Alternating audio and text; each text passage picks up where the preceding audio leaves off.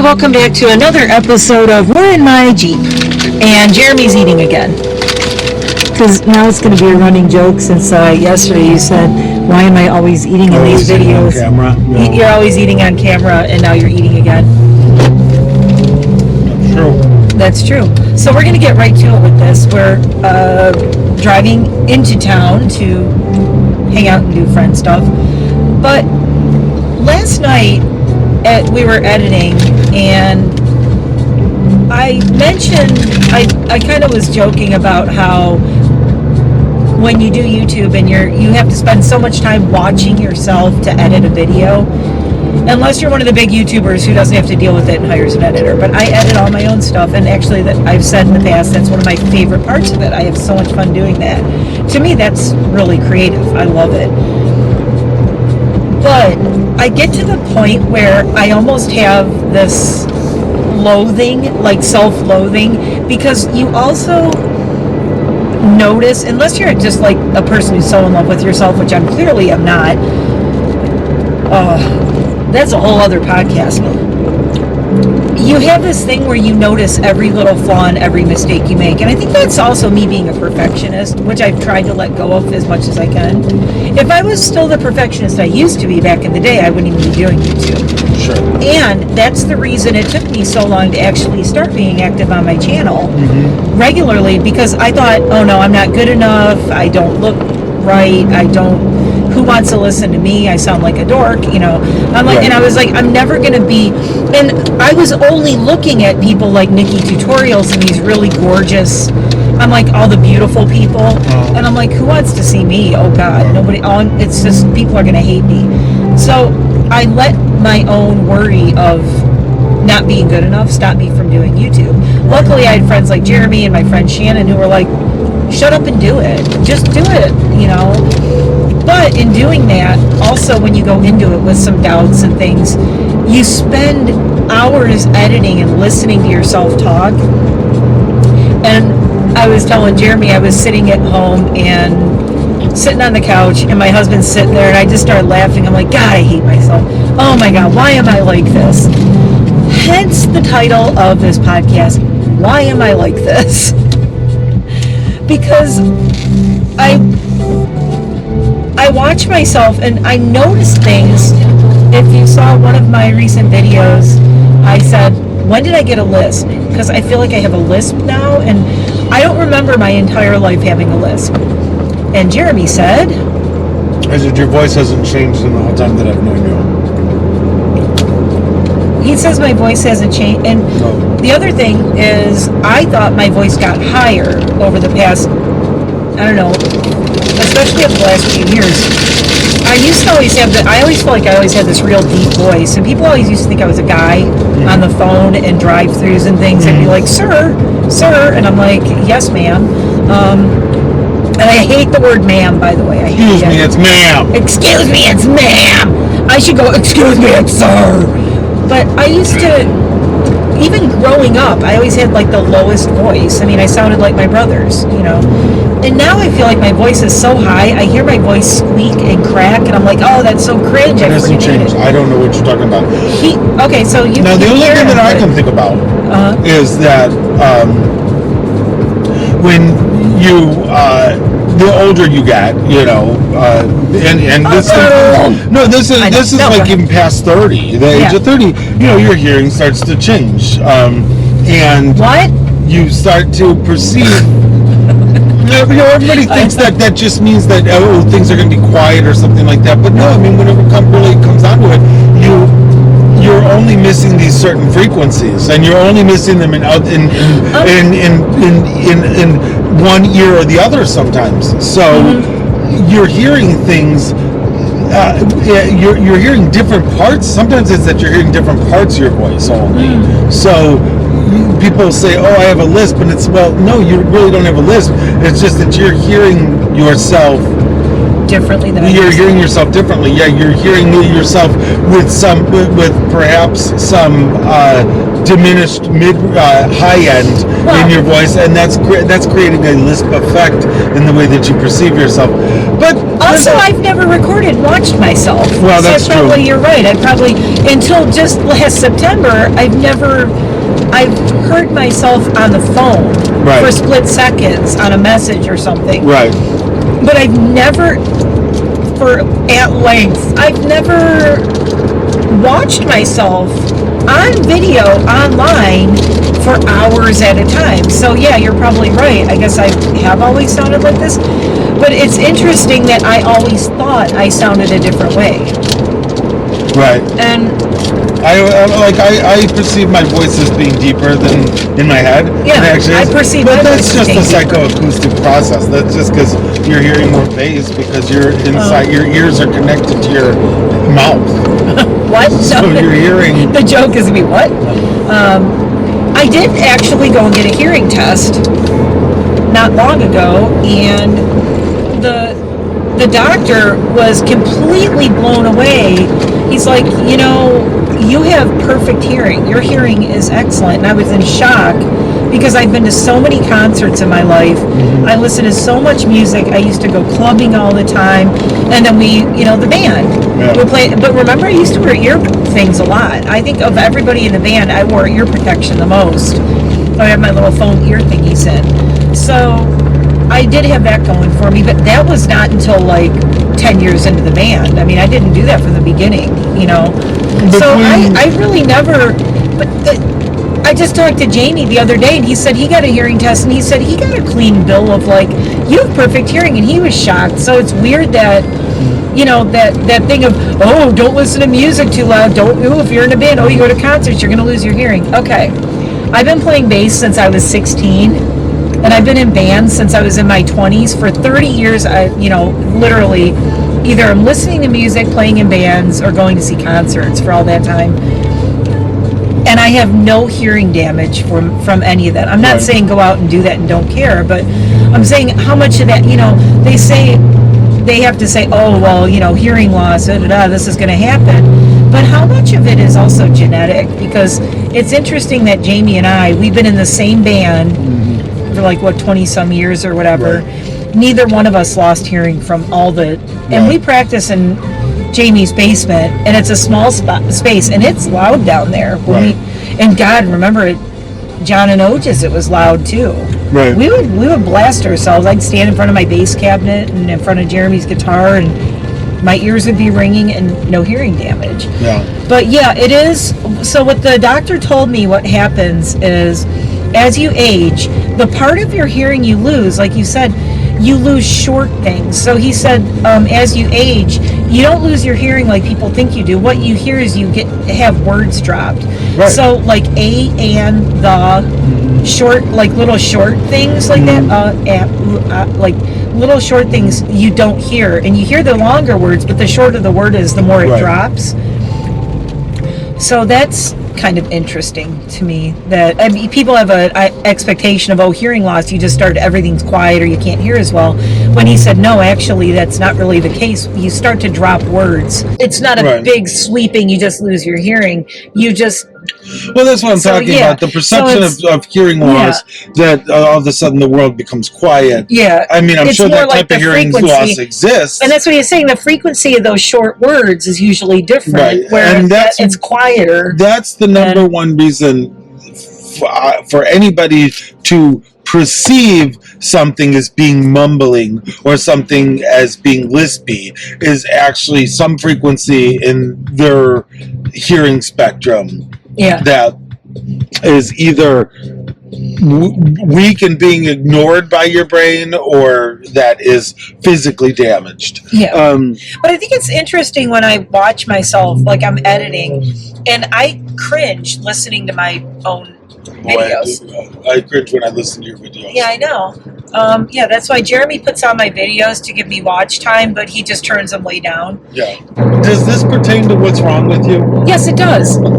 Here's how it pertains to what's wrong with me. I almost want to just like mute myself and not listen to myself talk, like the mute button is, I'm just like, I have trouble watching I'll play back my videos on the TV to watch them, or like we did this morning with our podcast. And I'm like, I'm going to leave the room because this is cringe and I can't listen to myself. Yeah. But it's interesting that there are other people who just love to listen to themselves. Well, you know, they love the sound of their own voice.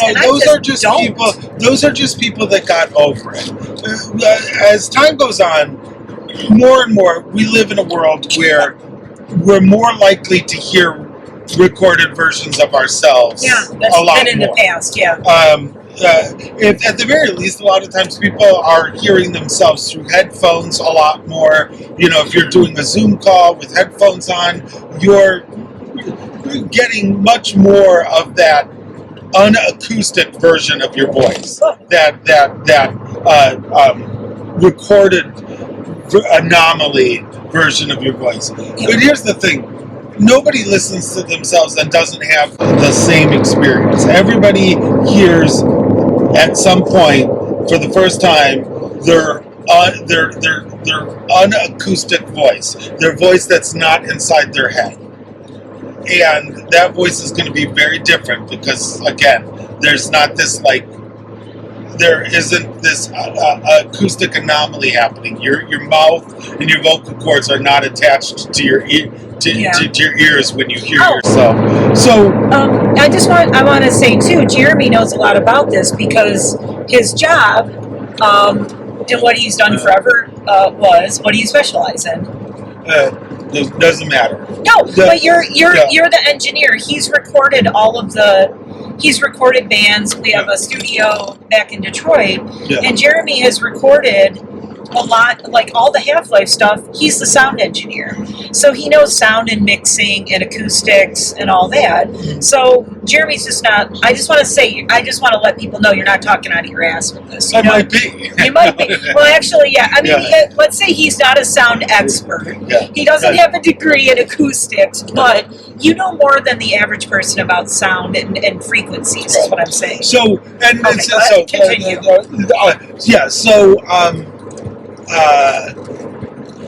You were talking derailed. about Tap House? Yeah, no. I'm sorry. No, I thought it was important to point out, like you're talking about frequencies and what you hear, and it's like most people don't talk like that. You know what I mean? Like most people aren't. Like I didn't even think of that. Like, oh, why am I hearing my voice so differently? Or why do I hear a lisp? And I'm like, I swear to God, I'm like, I never had a lisp before. Okay, so this is another little side thing that you don't think I sound any different, but when I moved here from Michigan, and people kept saying, who live here, they all have kind of the New Jersey, New York, Pennsylvania accents, or a mashup of the three. And everybody kept saying, I can't place your accent. And I'm like, I don't have an accent. And they're like, yeah, you do. And I'm like, no, I don't. They're, yeah, you do. And then I said, well, I moved here from Michigan. They went, Midwestern accent. And I'm like, really? Okay. Yeah, I would. No, the same accent.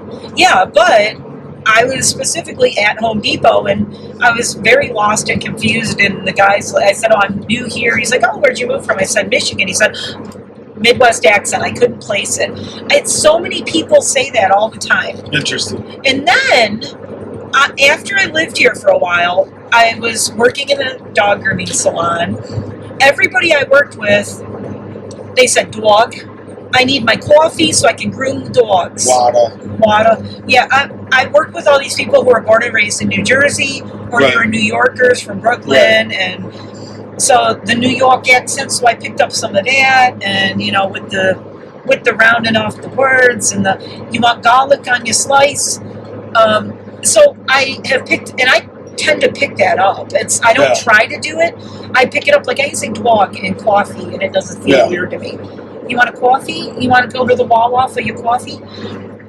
But that's what I was around for 8 to 10 hours a day. Yeah. That's all I heard, so I started picking it up. And I'll never forget the first time I called back to Michigan to talk to, I can't remember who I called. It was like a friend or family member or something. I'm like, hey, how you doing?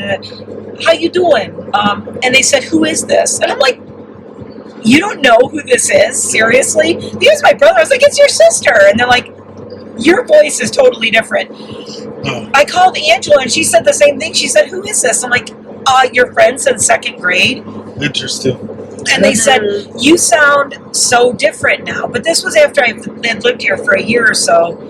And I was working with all these people who had New York and New Jersey. They said, your voice sounds different. I'm like, and I'm like, it's the same to me as it's always been. They're like, no, it sounds different.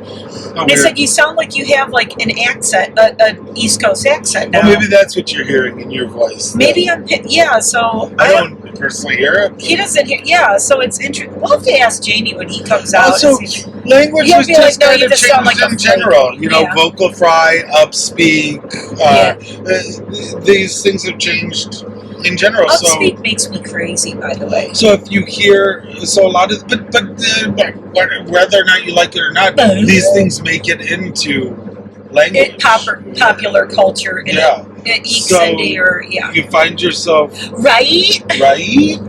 So you find yourself doing this upspeak, you find yourself doing this, like, question, talk.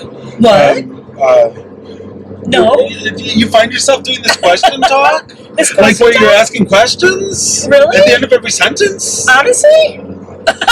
I think there's that. Yeah, I mean, I think still that's so much more of a West Coast thing than I it's don't everywhere now, and everything is everywhere It is, now. It's just like, it's the cringiest thing in the world when people use the word y'all, and they're not from the South. It's awful. It's you know what sucks? But they do it, and I say y'all, but you know why I say y'all? Because I worked with freaking people who said y'all, and Pennsylvanians say it.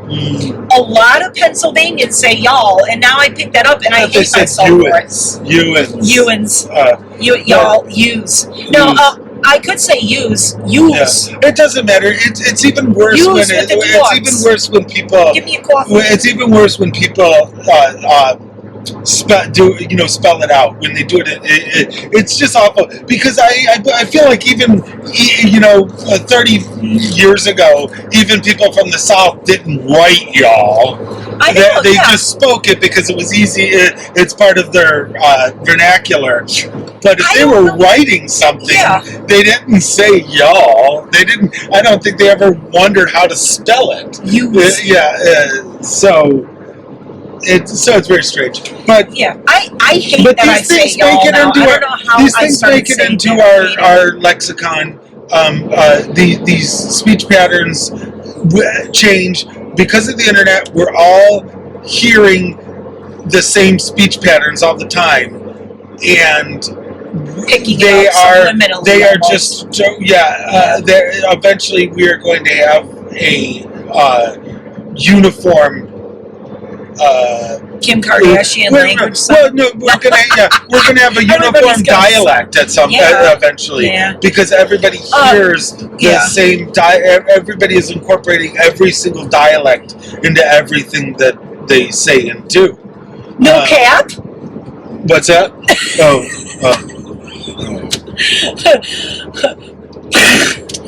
Oh my God, that was the cringiest thing. That Dixie D'Amelio thing. No cap.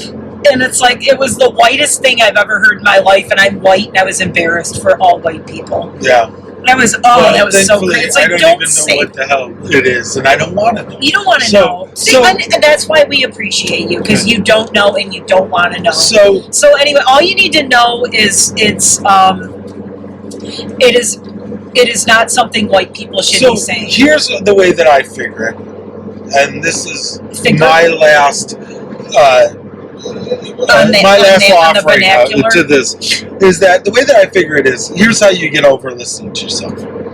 If you have done it before, if you have, particularly in a situation where I've done a lot of public talking, I've done, I've played shows, I sang in front of people and stuff like that.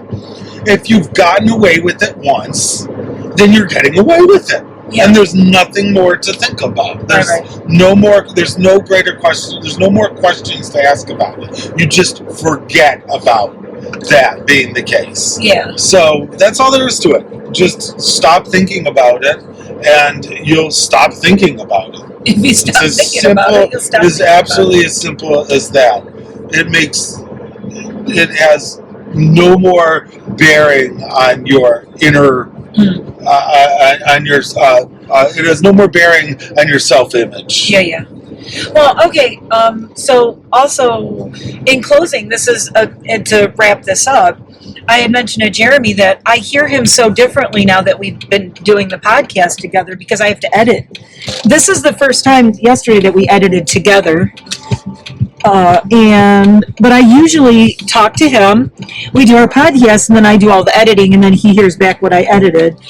And I said, I noticed all these things about the way, like Jeremy's speech patterns, that I think I never noticed just in conversation with you and just hanging out over the years. And I notice it now that I'm doing the podcast because I have to edit you. And so it's really just kind of strange. And Jeremy has like interest, as you probably noticed, he has like an interesting speech pattern. Almost, I called it like a stutter, but it's not really a stutter. It's a stutter that's not a stutter. I don't know how to explain it. Oops, no, we don't want to go that way. Oh yeah, I did want to go that way. Mother frackin' crap. We'll turn here. I haven't been on this side of town in so long. Jeremy has no idea where we're going, by the way. It's a surprise. Like, I can't really call it a stutter, but it's a little bit of a weird, that you say, and you said you're comfortable with it because that's the way you talk. You're like, that's the way I talk. And that's the way everybody hears me. And that's why everybody hears me. Nobody hears the edited version of me on a daily basis. Right. So he's like, yeah, that's the way I talk. So when we were editing, he goes, well, don't edit all of my speech patterns out because that's the way I talk. And I thought that was so interesting. But there are times where I'll edit him where it sounds more succinct. And if I really want him to get a point across that he's saying, I'll make it a little bit more succinct and whatnot. But I appreciate now when I go to edit him in the future that I will leave a little bit more of your speech pattern things in because you like that about yourself. See, now if I heard myself talking like that and saying all that, then I'd be like, oh my God, that's so cringe. I have to edit all that out. Or like I said, when I say a lot, or I say... Well, you can always do for time. For time. Yeah. I didn't realize, like, you're comfortable with that. And I actually admire you for that. Like, that you're comfortable with your speech patterns, that you're like, I don't have a problem with it. Well, so, at the same time, cool. I understand that for the casual person listening on a YouTube video, they might be more comfortable hearing the succinct point. Right. They don't, they're like, oh my God. I can understand that as well. Right. It's easy for people to stay listening to a linear thought. A smoother, smooth. I understand that. It saves them time. Yep. Yeah. So we are at our first destination, which I did not tell Jeremy where we were going. Oh boy. This is just kind of a surprise. We are at a place called The Crossings, and it is a huge Banana Republic. I'm going to film it, and it'll be in a separate video, but we're going to walk around The Crossings for a little bit, and we're going to go hiking, but this is our first amount of hiking. And we don't have to go shop. I don't want to shop. I just want to end this thing? Yeah, we're going to end this. I'll edit all that out. Anyway, we're at our destination, which Jeremy had no idea we were coming to, but we're here. You have to come back to watch that. So that was our little chat about I hear myself and I cringe. Yeah. Why am I like this? So your insecurities. My insecurities. But I think it's good to share that too. So share all your insecurities below. Yeah. we really want to know. No, it makes me feel better. Drop a like to dissuade insecurity. Drop a like to dissuade insecurities. Thanks for watching. I'll see you in the next one. And thank you, Jeremy, for the discussion and the enlightenment. We'll see you in the next one. Make sure you subscribe. See ya. See ya. Just finished up a lovely early dinner at Billy's Pocono Diner. Delicious. And Jeremy has some 3 a.m. meatloaf and mashed potatoes. So in the middle of the night when we're editing or filming or whatever or drinking. There's a lot of meatloaf. There's some meat. He's going to have meatloaf to eat in the middle of the night, which will be fun. So we are heading back home. Well, no, we're heading to Wawa because that's what we do. We leave the house, we hit Wawa, we go do our thing. On the way home, we hit Wawa, then we go back to the house. So, yep, that's where we're going. And thanks for watching today's adventure. Please like, please subscribe. Please tell us what kind of diner food you like if you made it this far. If you made it this far, comment your favorite diner food. Yeah? Yes. Cool. Indeed. And let me know what part of this video you liked the most. See you in the next one. Bye. Bye.